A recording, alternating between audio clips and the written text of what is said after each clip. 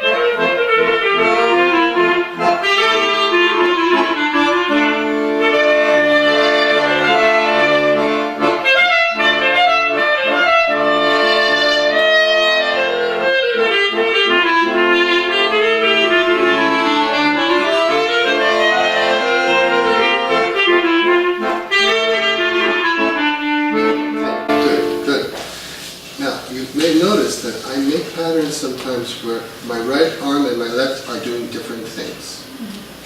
And I'm trying not to, you try to avoid symmetry. Avoid, like, there's a tendency to go, right? We don't do that. Right?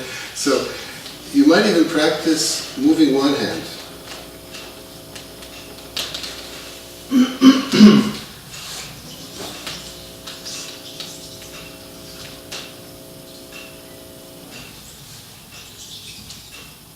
Good, good. It should begin to look like an octopus. You know?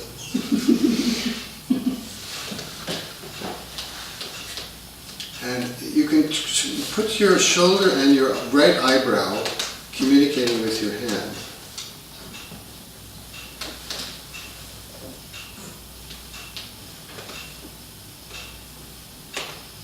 Good. Right, let's get your left arm involved somehow, but doing something different.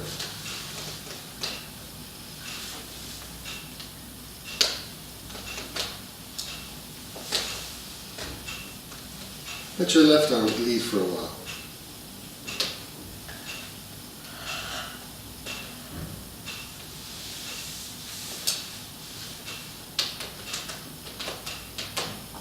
Take a swim.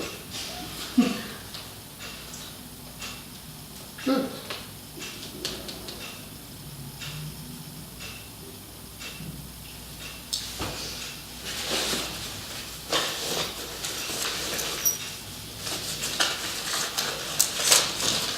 Good, you can start doing that outward, you can also go a little bit inward. And then one of the tentacles starts swimming away.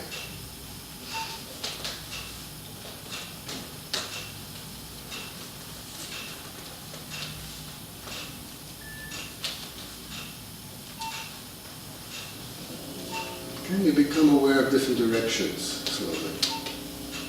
Where are you? Oh.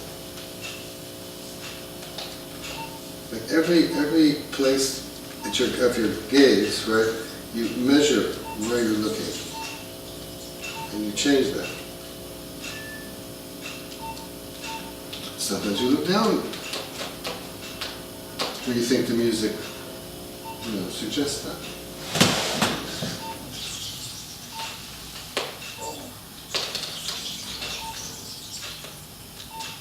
Good.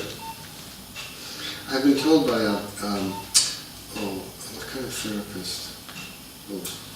Physical therapist? No, it's a particular school of therapy in Germany that I begin to look like a very small infant with this kind of feeling out the world, trying to find what's out there.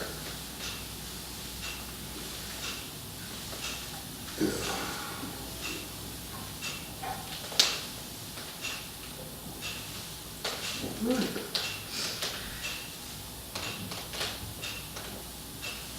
And as you do this, when you feel more confident of your control, you begin to develop intention. That's actually the hardest part, where you start to feel what are you intending by this movement? What could this movement mean? And when if you start to dance with another dancer, then the two of you spontaneously will come across ways of communicating with these movements. And it's different for different people. I wouldn't want to legislate that, because when you dance with somebody, you begin to discover different ways of communicating, and you certainly don't do the same thing. That's the hardest thing for me to teach students, that don't do exactly what I do. Do something like what I do, but don't do exactly what I do. And gradually you'll find something that you want to do. Dances, like let's say flamenco or others, which I don't want to start doing like that kind of. Yeah, see, I love flamenco, and I've watched it. Do you know Mercedes Ruiz? Yes, she's a wonderful dancer in Madrid, and she puts out, pedagogic and also performance. She's a great performer. And I see certain kinds of gestures, you can do, similar to what Jews do, but there's becomes a level of kind of pride and aggression that actually we don't do. And also once you get involved in the rhythm,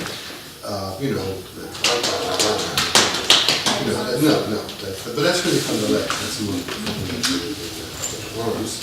Yeah, of course, it's difficult. If I was thrown into a Cambodian dance class, suddenly I wouldn't know. I mean, they have certain gestures in Cambodia and Thailand that you could relate to, and others that, just fall up a different.